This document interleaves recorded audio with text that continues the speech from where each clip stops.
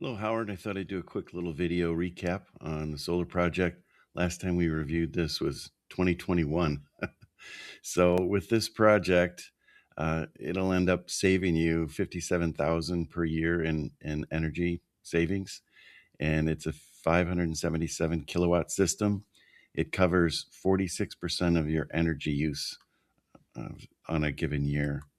And here's the layout. I wasn't sure if this one section in the bottom left, if you wanted that covered or not. We can adjust this if you're not planning on having solar there or not. But the production number we guarantee for 30 years, and the panels have a production warranty for 30 years. And the system itself sits on top of the new roof with a slip sheet, then a rubber padding, and then the equipment. So there's no holes at all in your brand new roof. And when you do a roof on its own, there's never an ROI on it. And in this case, we can show you a pretty quick ROI. So I haven't had a single customer do solar just to be green, but a lot of times they have customers that are asking, what are you doing for energy and CO2? And so this number 508 is the number that system will reduce your energy use every year. So that's a good thing to say. And there's several different incentives that come into play here. So we call them stacking incentives. There's an inverter rebate, 144,000. We take right off the top of that, and then there's other incentives that stack up here. You get the tax credit, and you get 100% depreciation on the roof and solar in year one. So you get all of that depreciation, and right now, Chicagoland is a 40% tax credit. The rest of the country is at a 30. So, and then when you add the Illinois SREC money on that, that's $525,000 they're giving you. They send you a check every quarter for 7 years, adds up to that 525,000. And so we've got two different options for you. Whichever way you want to use is fine with us. We have a Constellation program where they can fund it. So cash purchase, do however you want. We do terms over the course of the construction, so it's not all at once, but basically you're paying it all in year one. Now the other way with Constellation, you submit a couple years financials, and we put you in touch with Constellation. It's not a loan in the sense because they're not a lender. So normally the cost of using that money, they add it to the project cost. And what happens then is you should be able to get the tax credit on that money as well. So you get the tax credit and the bonus depreciation on that same, on that whatever the financed amount is. So the other part is you don't pay a dime of this until the project's totally turned on.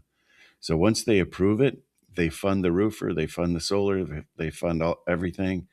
The only thing you start making is we'll try to figure out with the engineers, when is this going to be completed?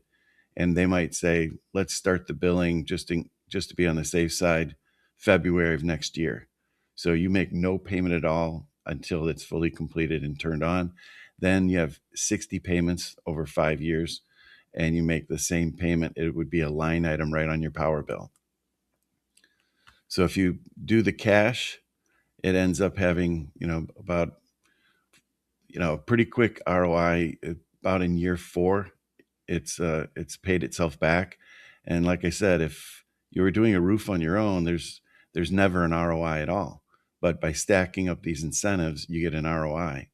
Now it looks a little different here on the funding because you don't make that initial I up front. In fact, you don't make it until, maybe a year from now, till the project's fully up and running. But you do get the tax credits for this same year. So in the year that it's 80% completed, you get all the tax credits, you get everything, even though you haven't fully paid for it. So that's why the project shows in year one, you're positive 593,000. And then as you make those payments over those 5 years, it goes negative. At the most, it goes negative in year 5, that 470,000. And then with the incentives coming in and the savings from that point. So we like to count year 5 when you've made your full investment. That's where you start the ROI calculation, because that seems to make the most sense. So from that year, it's still a 5-year payback to get to year 10, and then it goes from there. So you can pick which way you want. I mean, we kind of show the value over the 30 years here, and it's up to you whether you want it funded or not. And we don't make any additional money if it's funded. It's just an option we like to have. And as far as I know, we're the only ones that have that power company funding option. So when you do the roof with solar and you get all the incentives, you end up positive. And then if you pay for that roof and don't get all the incentives on solar, it goes negative. So the end of the decision here is really a $5.5 million decision, one way or the other, if you go from one end to the other. But there is a deadline to maximize the incentives, and it doesn't have to be officially started before July 4th, but we have to have the engineering done. We have to order 5% of the materials. We have to have 5% of the cost of the project paid. And if you use the power company funding, they fund that, but they want us to get the ball rolling. And so on July 4th, it's the anniversary of when Trump signed the big bill. And so he's cutting these incentives. And by doing this before July 4th, you're locked in until I think 2029 to finish it. And those are secured.